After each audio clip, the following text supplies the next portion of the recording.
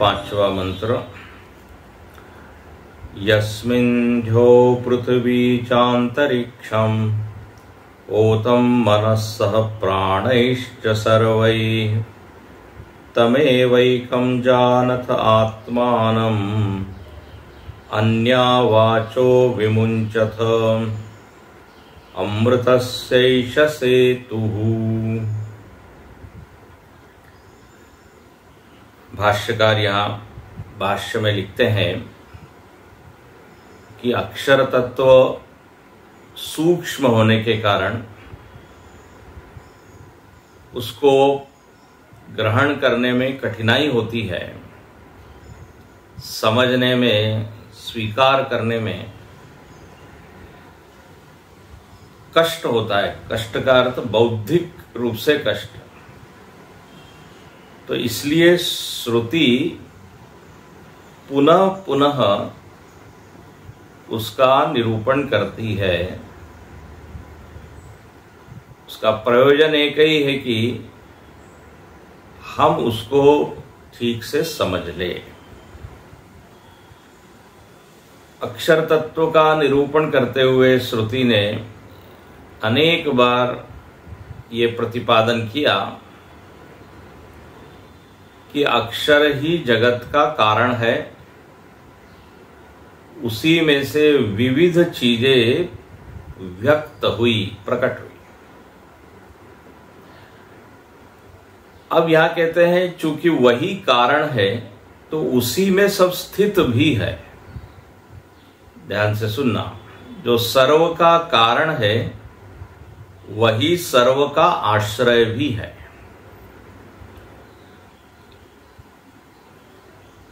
तीन शब्दों से लक्षित किया जा सकता है अक्षर को। जो सर्व कारण है, जो सर्व रूप है, और वही सर्व का आश्रय भी है। तो यहां पर आश्रयत्व का निरूपण या संकेत यहां भगवान या श्रुति करती है। कहते हैं जिसमें, यस्मिन, ये अधिकरण विभक्ति है, सप्तमी विभक्ति है। सप्तमी अधिकरण के अर्थ में आती है। अधिकरण मतलब आश्रय, आधार, अधिष्ठान। तो जिसमें, जैसे मिट्टी में, मिट्टी के सारे पदार्थ स्थित है। हमको लगता है घट जो है वो टेबल पर रखा हुआ है, तो टेबल जो है उसका आधार है। लेकिन मिट्टी का, घट का आधार वास्तव में मृत्तिका है। टेबल भले ही हो और मृत्तिका न हो तो घट कहां रहेगा? घट रहेगा ही नहीं। तो घट का आधार जमीन या पृथ्वी या टेबल या मंच नहीं है, बल्कि उस घट का जो कारण है वही घट का आश्रय है। घट का कारण मृत्तिका है। वेदांती क्या कहेगा कि घट कहां स्थित है? बोलेगा मिट्टी में स्थित है। तो मिट्टी अधिकरण है, और मिट्टी ही क्या है? घट बनी हुई है। तो मिट्टी ही घट रूप है, घट का कारण है और घट का आश्रय है।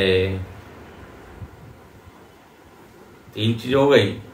ऐसे ही यहां पर यस्मिन् ध्यो पृथ्वी चांतरिक्षम, अधिकरण के स्थान पर अक्षर को रख दीजिए। अक्षर कहिए, पुरुष कहिए, चैतन्य कहिए, आप स्वयं कहिए, स्व कहिए, जो भी कहना है, तो उसमें यह स्थित है। अब कल हमने इस पर विचार किया कि एक भेद हमने किया हुआ है, कुछ चीजें बाहर है और कुछ अंतरंग है। बाहर का अधिष्ठान अलग मानते हैं, अंदर का अधिष्ठान अलग मानते हैं। पृथ्वी कहाँ स्थित है तो बोले आकाश में, और मन कहाँ स्थित है तो बोले आत्मा में। तो दो आश्रय हो गए, आकाश और आत्मा। लेकिन श्रुति इस मान्यता को खंडित करती है, कहती है ये अंदर बाह्य का विभाग कोई विचार पूर्वक नहीं किया गया है, देहासक्ति के कारण हमने देह से बाहर चीजों को अपने से अन्य मान लिया, और देह के भीतर और देह को हमने अंदर माना या अपना माना। विचार करने पर यह सिद्ध होगा कि देह भी बाहर ही है। हम लोगों ने कैसे बाहर भीतर का भेद किया है? हम कमरे के अंदर बैठे हैं तो कमरे के अंदर जो आ जाए उसको तो बोलते हैं भीतर, और कमरे के बाहर जो है वो बाहर। अब कमरे के अंदर हमारा शरीर है तो हम बोलते हैं मैं अंदर बैठा हूं, लेकिन आत्म दृष्टि से विचार किया जाए तो शरीर भी बाहर ही है, शरीर भी अन्य है। लेकिन अपने भीतर वो जन्म जन्मों की वासनाएं बैठी हुई है, तादात्म्यापन्न हो गए हम शरीर मन इत्यादि से, तो उसको बाहर नहीं मान पाते। खैर, तो यहां पर यह कहा कि देश काल वस्तु सबका आधार आत्मा है, अहम है, मैं हूं। अब देश का संकेत यहां किया है किससे तो बोले अंतरिक्ष, जो आकाश है, हाँ, उसको यहां अंतरिक्ष कहा। अब प्राय वेदांत ग्रंथों में अंतरिक्ष शब्द आता नहीं है, आकाश ही आता है। अंतरिक्ष शब्द व्यवहार में आता है। हम कहते हैं अंतरिक्ष में क्या रॉकेट जा रहा है, अंतरिक्ष में ग्रह नक्षत्र है। तो अंतरिक्ष कहते ही ग्रह नक्षत्र का एक अनजाने में अपने भीतर आकार बन जाता है। लेकिन जब आप आकाश कहते हो खाली जगह, तो वहां पर आवश्यक नहीं कि आप ग्रह नक्षत्र को याद करें। तो अंतरिक्ष में तारे हैं, सितारे हैं ना, ऐसा बोलते हैं। लेकिन अर्थ प्राय एक ही है। अंतरिक्ष भी खाली जगह ही है ना, आकाश का ही नाम है। लेकिन वेदांत में आकाश शब्द बोलते हैं। ऐसा नहीं कहते कि अंतरिक्ष आया, फिर वायु आई, फिर अग्नि आया। क्या बोलते हैं? आकाश, वायु, अग्नि। पंच तत्वों में आकाश की गणना हो जाती है। लेकिन व्यवहार में प्राय लोग अंतरिक्ष बोलते हैं। तो यहां भी श्रुति ने अंतरिक्ष का मतलब ये पूरा आकाश, देश, वो सारा देश आत्म चैतन्य में है। देश का भान किसको हो रहा है? आत्मा को। देश कहां भाषित हो रहा है? आत्मा में। आकाश आकाश में भाषित नहीं हो रहा है। आकाश आत्मा में, मुझ में भाषित हो रहा है। जैसे स्वप्न में संपूर्ण आकाश, जो भी आप देख रहे हो, आकाश और आकाश में स्थित वस्तुएं वो मुझ में भाषित हो रही है। अच्छा, अब जब हम आकाश को आश्रित बना देते हैं और अपने को आश्रय बना लेते हैं, आत्मा को या चेतन को, तो अनजाने में हम चेतन को भी एक आकार देने का प्रयत्न करते हैं। कल हमने संकेत किया था, बोले आकाश से भी वो बड़ा है, ऐसा वर्णन आता है। महतो महीयान, तो जो आश्रय है वो तो बड़ा होना चाहिए आश्रित से। दुनिया में तो यही नियम देखा जाता है। बहुत बड़ा प्लॉट है, उसमें थोड़े से भाग में बिल्डिंग तैयार की जाती है, खड़ी की जाती है। कोई बड़ा स्टेज है, उसके ऊपर 2-4 लोग बैठे हैं तो स्टेज बड़ा होता है। तो ये अपनी बुद्धि जो है ना, देश वासना से ग्रस्त है। मतलब देश से जोड़कर ही हम सारी चीजों को देखते हैं। इतने देश में है, इतने जगह पर है, ऐसा हम कोई भी वस्तु के बारे में बोलते तो बोले वो वहां है। ये वहां शब्द देश वासना से युक्त है। पुस्तक टेबल पर है, हाँ, घर वहां पर है, तो वहां कहते ही भीतर पहले तो जगह की एक वृत्ति बनती है और फिर वहां उस जगह में उस वस्तु को हम देखते हैं। ध्यान से सुनिए। तो देश वासना से ग्रस्त है।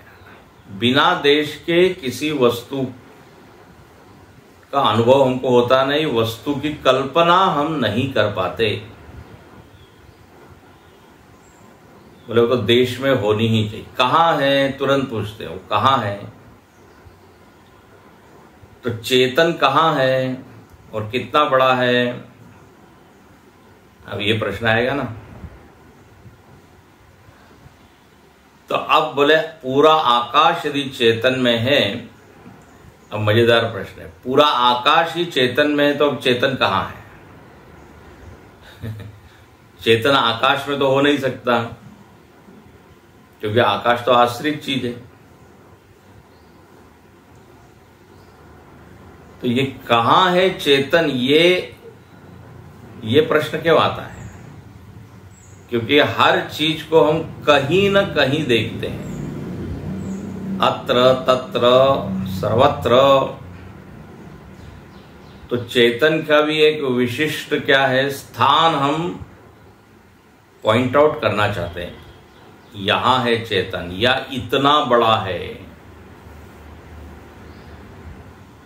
लेकिन जो असल में जब वेदांत अपनी बात रखता है तो बोलता है चेतन कहां है ये मत पूछो, चेतन में आकाश है, आकाश में चेतन कहीं नहीं है।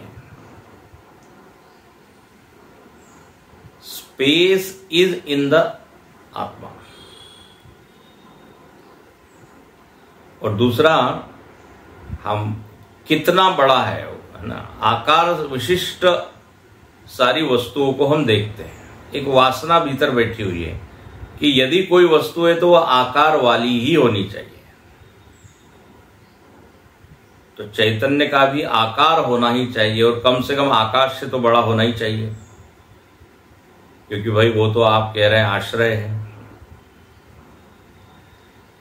तो यहां तो कहीं नहीं कहा, केवल इतना कहा कि चेतन में आकाश है। अब कितना बड़ा है ये प्रश्न तभी आता है जब अपनी बुद्धि आकार वासना से ग्रस्त है। आकारों को देखने की एक आदत पड़ी हुई है, एक संस्कार पड़ा है, उसी को कहते हैं आकार वासना। तो चैतन्य को भी हम आकार वाला मानना चाहते हैं। कल हम कह रहे थे निराकार है, निराकार है, तो निराकार बोलकर शायद हम उसमें भी एक आकार डाल रहे हैं, कल्पना करते हैं। तो यहां लिखा कि जिसमें बड़े छोटे की कल्पना है वो आकाश, वो आत्मा है। तो देश वासना विशिष्ट, आकार वासना विशिष्ट ऐसी बुद्धि है अपनी है। चेतन को चैतन्य के रूप में समझिए, बिना आकार और बिना देश को उसमें जोड़े। चैतन्य आदेश है। आदेश मतलब एक विशिष्ट देश में नहीं है आदेश। अच्छा, वैसे अकाल, एक हमारी बुद्धि काल वासना से ग्रस्त है। काल वासना मतलब आज है, कल है। किसी भी वस्तु का वर्णन हम यही कहते कि आज है, कल होगी या कल नहीं होगी। तो काल के बिना भी हम किसी चीज का वर्णन करते नहीं। तो बोले आत्मा कब थी, कब से है, कल रहेगी कि नहीं। तो अब ये जो साधक का प्रश्न होता है, तो वेदांत कहता है कि वो नित्य है। अब एक शब्द आता है नित्य। अब नित्य शब्द कहते ही अपने भीतर क्या वृत्ति बनती है कि जो कल भी था, आज भी है और कल भी रहेगा। अब इसमें बड़ी बारीकियां हैं। ठीक है, ये पहली बार हम जब सुनते तो ठीक ही लगता है, बड़ा बढ़िया है। त्रिकाल में है, कल आज परसों, कल आज कल रहेगा जो, वो है चेतन। लेकिन अब इसमें अनजाने में हमने क्या किया है मालूम है? काल को मान लिया है। ध्यान से सुनिए, पहले काल की सत्ता स्वीकार कर ली और अब उसमें हम कह रहे हैं कि उसमें आत्मा स्थित है। तो भूतकाल में आत्मा है, वर्तमान काल में आत्मा है, भविष्य में भी आत्मा रहेगी। अब इसमें क्या हुआ, हमने काल को बना दिया आश्रय। समझ में आ रहा है? काल को बना दिया आश्रय और उसमें रख दिया आत्मा को। तो काल में हमेशा है, शाश्वत है। तो शाश्वत है शब्द में हम लोग ऐसा समझते कि काल तो प्रवाहमान है और उसमें आत्मा कभी भी मरेगी नहीं, चैतन्य मरेगा नहीं। काल में दूसरी सारी चीजें मर जाएगी लेकिन आत्मा नहीं मरेगी। अब इसमें भी गड़बड़ ये हो गई कि हमने काल को बना दिया अधिकरण और उसमें आत्मा को बैठा दिया। बल्कि होना ये चाहिए, आत्म चैतन्य में काल की अनुभूति है। लेकिन पहले एकदम ये बात समझ में आती नहीं, इसलिए शुरुआत यहीं से होती है। सत किसको कहते हैं? तो त्रिकालेपि तिष्ठति इति सत। जिसका त्रिकाल में अभाव नहीं है वो है सत। क्योंकि काल हमने पहचाना हुआ है, काल हमने जाना हुआ है, काल का सतत अनुभव है। तो काल के संदर्भ में हम आत्मा का निरूपण करते हैं। लेकिन काल को बीच में मत लाइए और फिर चेतन को देखिए। तो आप ये नहीं कह सकते कि कल भी है, आज भी है, क्योंकि आज कल तो ये कॉन्सेप्ट है ना टाइम। काल रहित वो है। ये जो वर्णन है कि आत्मा नित्य है, ये काल सापेक्ष वर्णन है आत्मा का, इन रिलेशन विद टाइम। और जो हम कहते हैं सर्वव्यापक है, तो ये देश के संदर्भ से आत्मा का वर्णन है।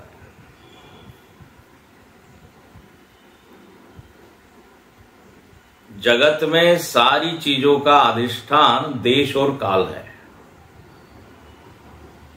व्यवहार में। तो वो बुद्धि में वो संस्कार बैठा हुआ है कि आत्मा कहीं होगी, कभी होगी, चेतन कहीं होगा। कल भी था, आज भी है। तो ये वर्णन शुरुआत में तो ठीक है, लेकिन आगे ये समझना है कि जैसे यहां लिखा, देश काल का आधार आत्मा है। अदेश, अकाल, अवस्तु, ऐसी आत्मा है। हाँ, अब आत्मा को एक वस्तु बना देते हैं लोग। जैसे सूर्य है, चंद्र है, वैसे ही आत्मा भी एक वस्तु है। अब ये भी बुद्धि अपनी वही वस्तु की वासना से विशिष्ट है। हर चीज का एक आकार है और कहते हैं ये वस्तु लाल है, पीली है, नीली है, लंबी है, चौड़ी है। जैसे आत्मा का भी क्या है, एक आकार होना चाहिए। वो भी एक, जैसे अनंत वस्तुएं हैं वैसे आत्मा भी एक वस्तु है।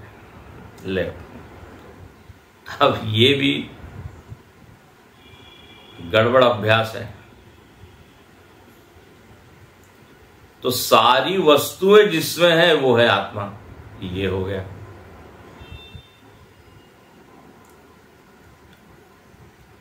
आत्मा अनेकों में एक है ऐसा नहीं, बल्कि उस एक में सब कुछ है।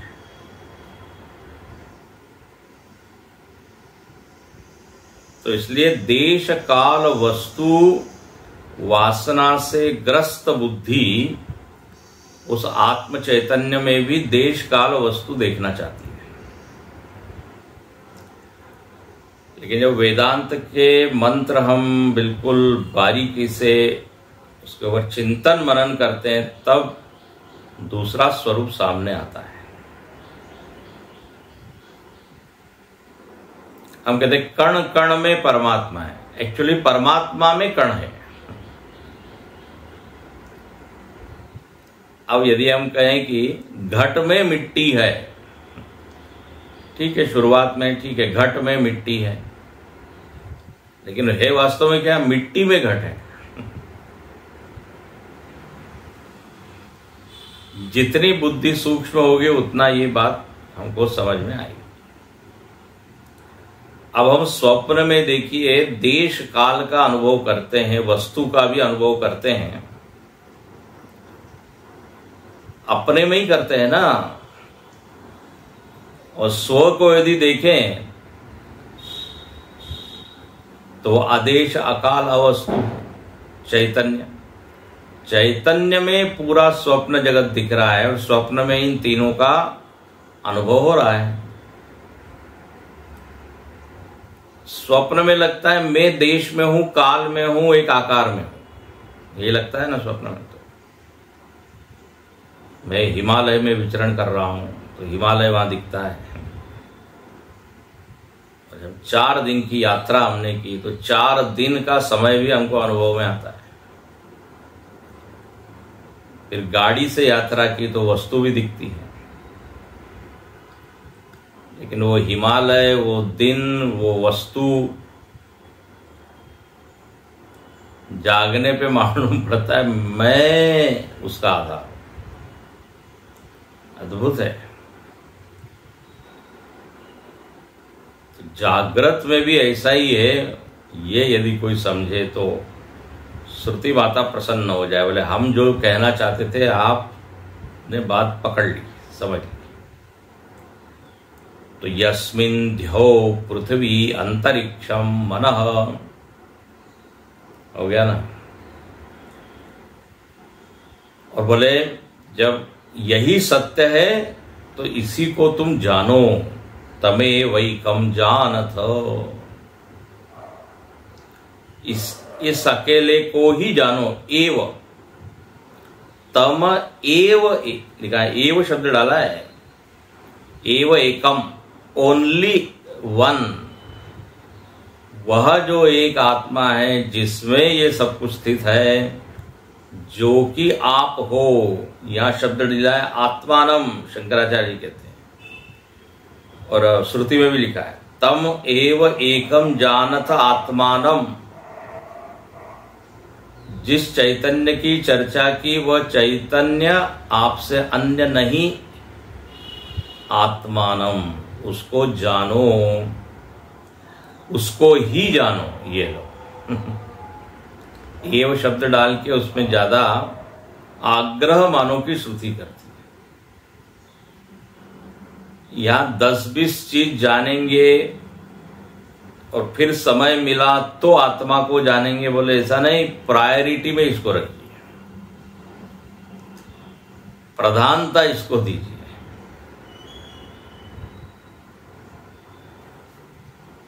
समय ज्यादा है नहीं, जितना समय है यदि हम सबको जानने बैठेंगे तो फिर इसका ही तो नंबर आएगा ही नहीं कभी। और इन सबको जान के होगा भी क्या? इसलिए यहां शंकराचार्य लिखते हैं अपरा विद्या का जो विषय है वो है कर्म और कर्मफल। बस ये दो चीजों को आप जानोगे। यदि आत्मा को छोड़ दिया तो क्या बचा? बोले कर्म और कर्म का फल। और फल शब्द की व्याख्या शंकराचार्य जी ने गीता में की। फल मतलब फालतू, ऐसा उन्होंने लिखा है। हिंदी वाला जो फल्गुतया लयम गच्छति इति फलम, भले जो खत्म हो जाता है थोड़े देर के बाद।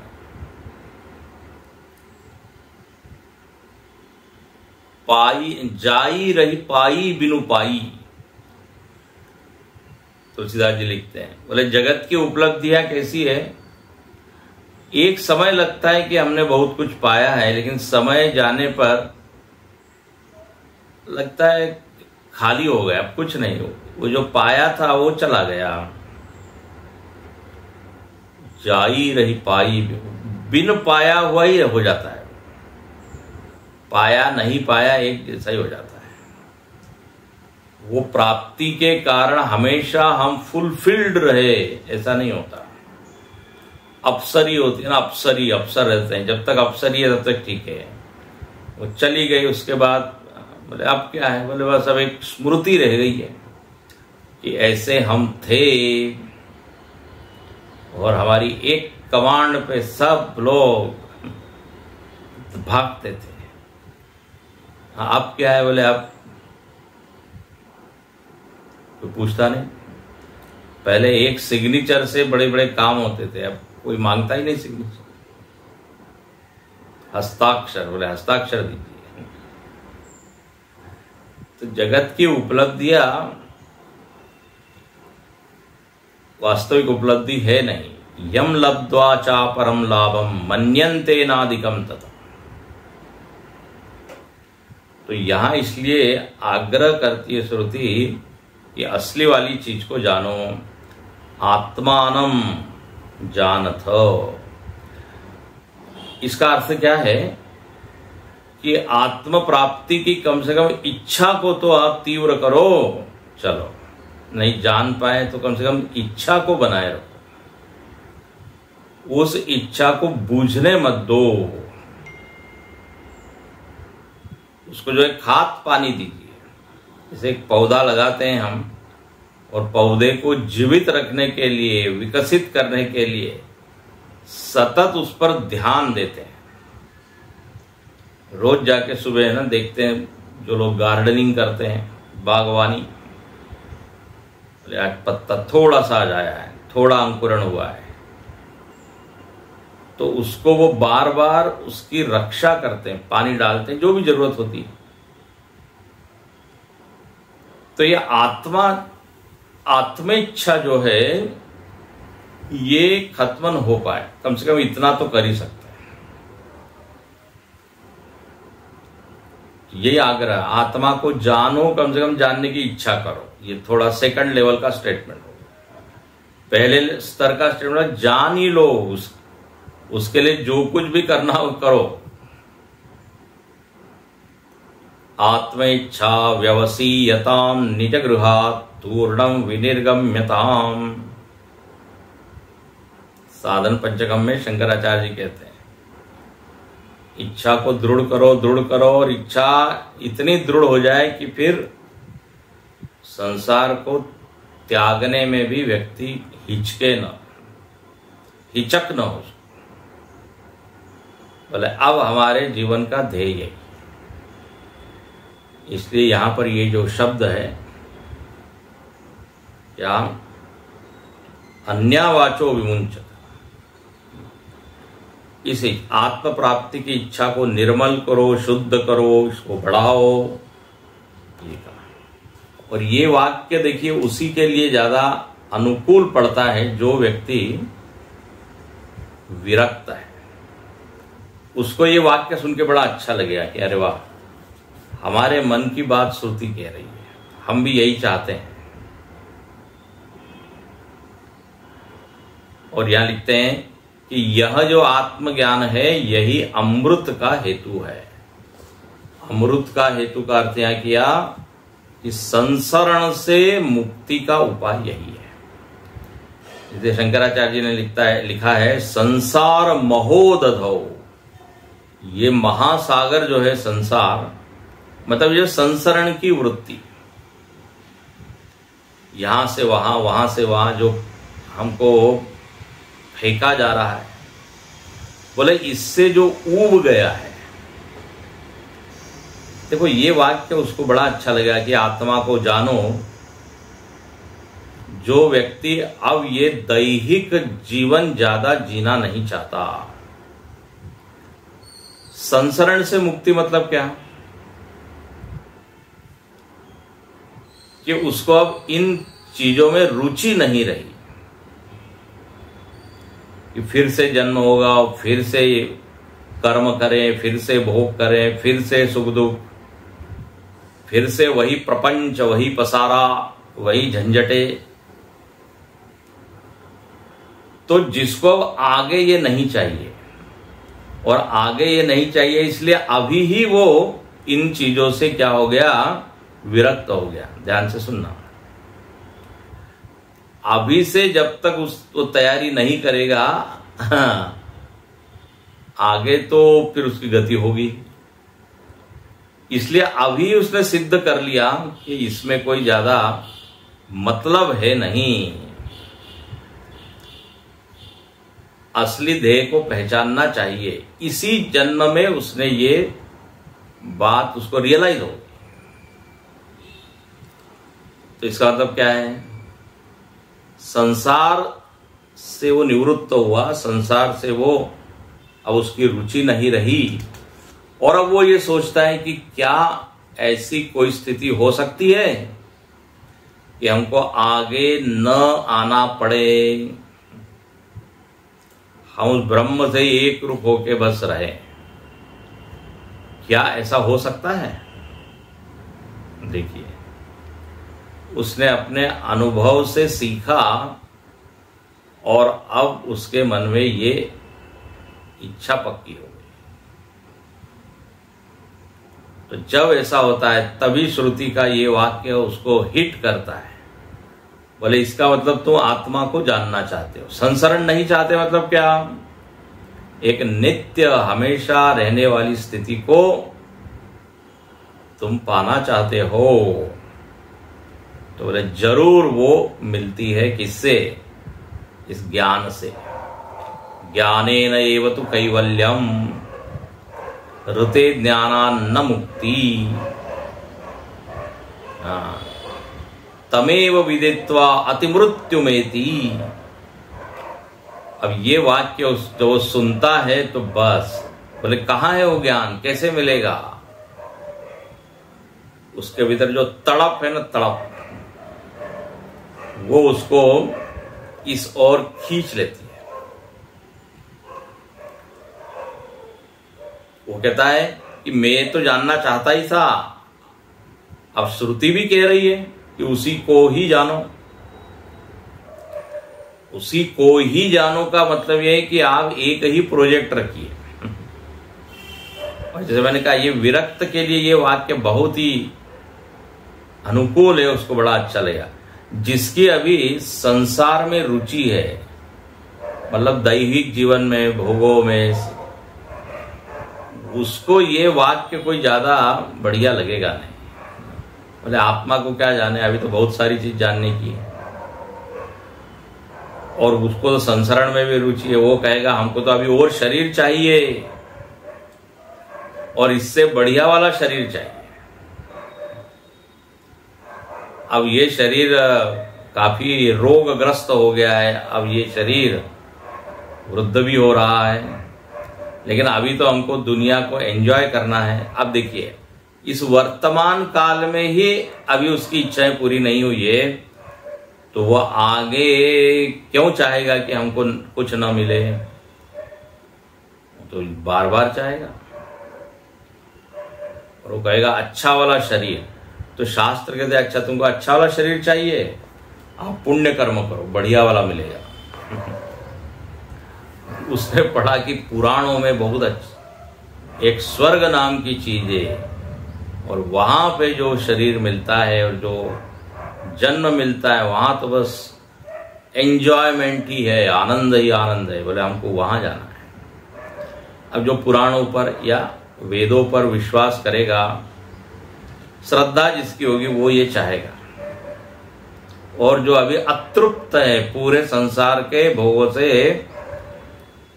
निवृत्त नहीं हुआ है, तो वेद उसके लिए भी जगह देते हैं, उसके लिए भी एक बताते हैं, ऑप्शन है। यस,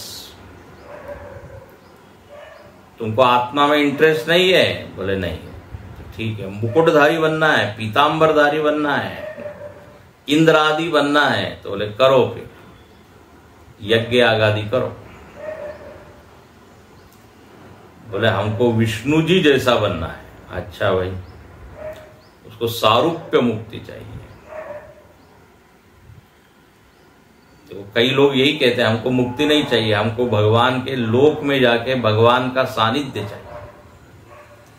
वैकुंठ आदि लोक में जाना ही उनका ध्येय होता है। कोई शिव जी की तरह बनना चाहता है, कोई कृष्ण की तरह जो बनना चाहता है। बोले ठीक है, फिर आप उस तरह की साधना कीजिए। जन्म जन्म रति राम पद यह वरदान ना, हमको जन्म जन्म आप दीजिए और बार बार हम क्या करें, आपकी भक्ति करें। ये भी कुछ प्रकार इस प्रकार के साधक हैं। तुकाराम महाराज भी कहते हैं कि हमको गर्भवास में कोई दिक्कत नहीं है, सूखे घालावे आप मराठी। लेकिन अब यहां पर जिसकी बात की जाइए, वो संसरण से मुक्ति चाहता है। वो किसी लोक में नहीं जाता, उसको अच्छा शरीर नहीं चाहिए, उसको तो आत्मा में ही रमण करना है, बल्कि मुक्ति चाहिए। तो यहां लिखते हैं बस उसको, उसी को कहते हैं अमृत, अमृत शेष सेतु। ये आत्म तत्व ही क्या है, अमृत का सेतु है, मोक्ष का हेतु है। अब यदि तुम्हारी ये मांग है, ये इच्छा है, तो उस इच्छा को पक्का करो, दृढ़ करो, और ऐसे जगह जाओ जहां पर ये ज्ञान मिलेगा।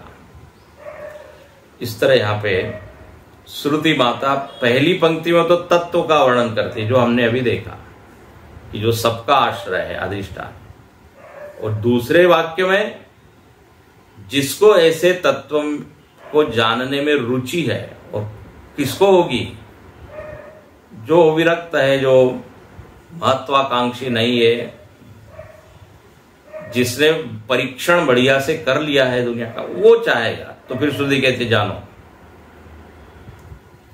उसी को जानो, उसी को सामने रखो, और उसके लिए जो प्रयत्न करना है वो करो, अपने को झोंक दो, कहते हैं ना।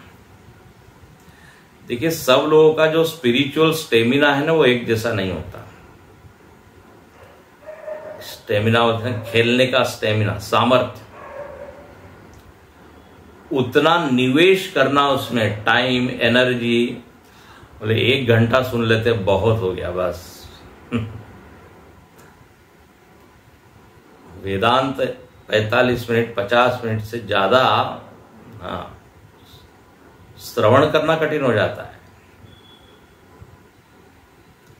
लेकिन वही कोई जो उच्च अधिकारी है, बोले बस हम इसी का विचार मनन चिंतन करते रहे दिन भर, यही हम चाहते हैं। ऐसे भी लोग। तो इच्छा होना अलग है, उस इच्छा में निवेश करना ऊर्जा, टाइम, मन, ये अलग बात है। इच्छा होना तो अच्छी बात है, बधाई हो ना, शास्त्र कहते बधाई हो, लेकिन वो इच्छा 2 क्षण के लिए ना हो। कभी कभी इच्छा आ जाती है कि हाँ इसको जान ले तो अच्छा है, जरा भक्ति करें, आत्मा क्या है जरा समझे, लेकिन कभी कभी होता है, अभी नहीं, बाद में। तो यहां श्रुति कहती है भाई आप उच्च अधिकारी बनो,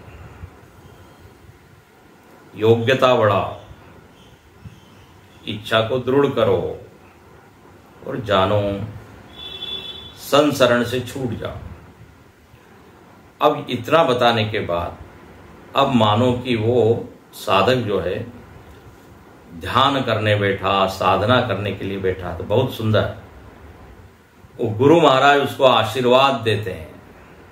हम बोलते हैं ना विश यू हैप्पी जर्नी, ऐसे यहां पर भी आपकी यात्रा सुखद हो, निर्विघ्न हो, ऐसा आशीर्वाद देते हैं।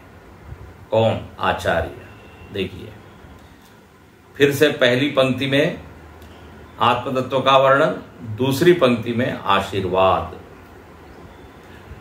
अरा इव रथनाभौ संहता यत्र नाड्यः स एषोऽन्तश्चरते बहुधा जायमानः ओमित्येवं ध्यायत आत्मानं स्वस्तिवप्पाराय तमसः परस्तात्।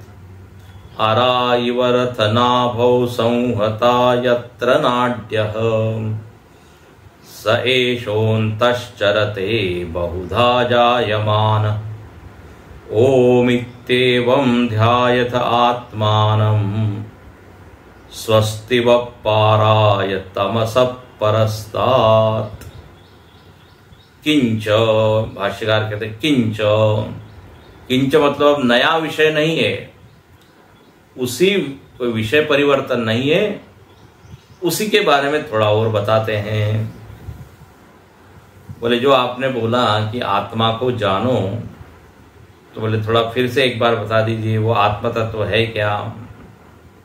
अरे बोले इतने दिन से पढ़ रहे हैं, बोले फिर भी बताइए, बताते रहिए क्योंकि हम भूलते रहते हैं। तो यहां लिखते हैं अरा इव रथनाभौ। अब यहां फिर एक उदाहरण है। बोले रथ की जैसे नाभि होती है, एक चक्र होता है ना, पहिया चाक, उसमें क्या होते हैं? अरे होते हैं। ये पहले भी उदाहरण आया हुआ है, ताड़ियां, स्पोक्स इत्यादि, उसको अरा कहते हैं संस्कृत में। और रथ नाभि, रथ की जो नाभि, हब जिसको कहते हैं, जिसके आसपास पूरा पहिया चक्र जो है घूमता है, तो सारी ताड़ियां अरे वहां जाके जुड़ी रहती है। संहता यत्र नाट्य, बोले ऐसे ही, अब ध्यान से सुनिए, ये तो हुआ उदाहरण, एक चक्र है, उसमें हब है और उसमें सारी नाड़ियां वहीं से निकली है, वहीं पे जुड़ी हुई है। तो बोले ऐसे ही अब आप बैठिए और अपने हृदय में ध्यान कीजिए। अच्छा भाई, ये हृदय क्या है? तो यत्र नाड्य हो, जहां से सारी नाड़ियां निकलती है। तो ये हृदय है, मांसपिंड जो अपने शरीर के केंद्र में है, बोले वहां से बहुत सारी नाड़ियां निकलती। अब अन्य उपनिषदों में बताया 72,000 नाड़ियां अपने पूरे शरीर में फैली हुई है। तो अब यहां नाड़ियां बताने का प्रयोजन नहीं है, यहां बताने का प्रयोजन यह है, इन सारे नाड़ियों के केंद्र में हृदय है। ध्यान से इसको सुनिए। ये हृदय जो ये शरीर वाला हृदय है, क्योंकि एक होता है आध्यात्मिक हृदय जिसको आप मन कहते हैं, उसका तो कोई आकार नहीं है। लेकिन ये जो हमारा जाना पहचाना हृदय, जिसकी सर्जरी होती है, जो रक्त को पंप कर रहा है। बोले बस यही आप क्या कीजिए, अपने मन को लेके आइए। अच्छा, अभी आजकल शब्दार्थ हम बताते हैं, कल इसको देखेंगे अच्छे से यहाँ क्या कहना चाहते हैं। यहाँ हृदय का वर्णन किया है और हृदय से नाड़ियां निकल रही है, तो हृदय की याद इसलिए कराई कि आप अपने मन को अपने शरीर के भीतर स्थित कीजिए। ये पहली स्टेप है। जैसे गीता में लिखा भ्रूव मध्य में, भ्रूर मध्य, भ्रू मध्य में मन को लेके आइए। मतलब शरीर में एक कोई केंद्र हो, स्थान हो, आलम्बन चाहिए मन को, ध्यान रखना। टिकने के लिए, एकाग्र करने के लिए एक आलम्बन चाहिए, नहीं तो मन भटकता रहता है। तो बोले एक हृदय नाम की चीज है जहां से नाड़ियां निकलती है, जैसे रथ की नाभि में से अरे निकलते हैं। तो बोले बस उस हृदय पर अपना ध्यान लेके आइए और बोले वहीं पे आपको ये आत्मदर्शन होगा। बार बार हम क्या कहते हैं, हृदय में देखो, हृदय में देखो, हृदय में ही परमात्मा है। तो वही यहां पे कहा। और यहां पे परमात्मा क्या कर रहा है, तो स एषः अंतश्चरते बहुधा जायमान। ये आत्मदेव क्या कर रहे हैं, विचरण करते हैं, चरते, विहार कर रहे हैं। ओहो, यहीं पर मतलब उनका अनुभव हो सकता है, उपलब्धि स्थान है, ये उपलब्ध होता है, चरते।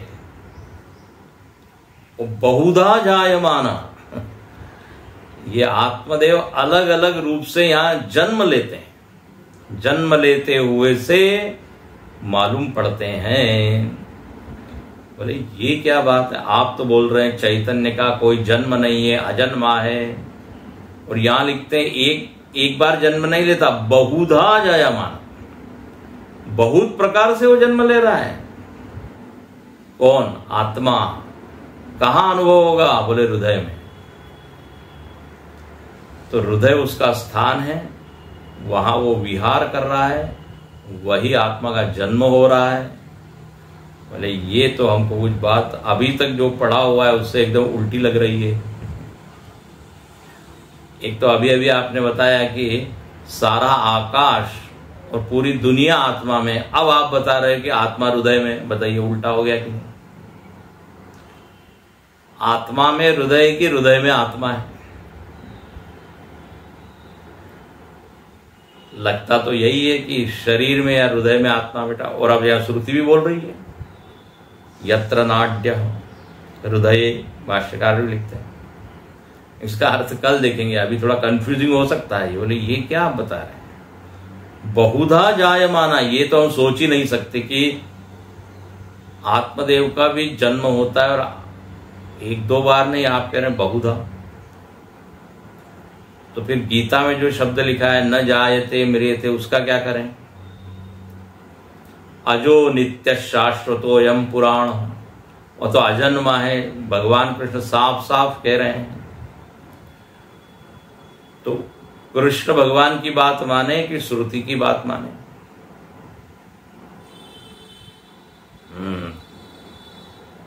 तो ऐसा ये वर्णन यहां हुआ। अच्छा, वर्णन सुन के आगे श्रुति कहती है, बोले अब इसी आत्मा का आप ध्यान करो।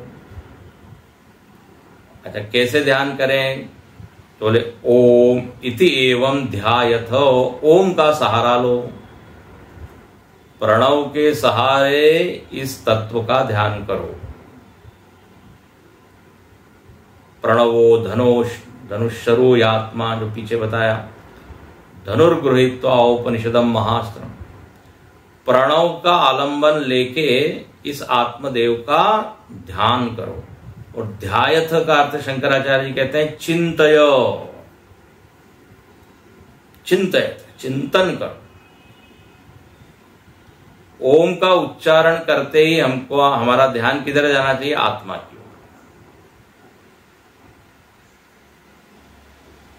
ओम के आलंबन से ध्यान पड़ो। अब मानो कि वो साधक बैठ गया, बोले ठीक है गुरुजी, अब हम ध्यान करते हैं, चिंतन करते हैं। और गुरुजी ने देखा कि अब ये बैठा है, बोले स्वस्ति व पाराय तमस प्रति। स्वस्ति, स्वस्ति मतलब तुम्हारा कल्याण हो। स्वस्ति शब्द बनता है सुअस्ति।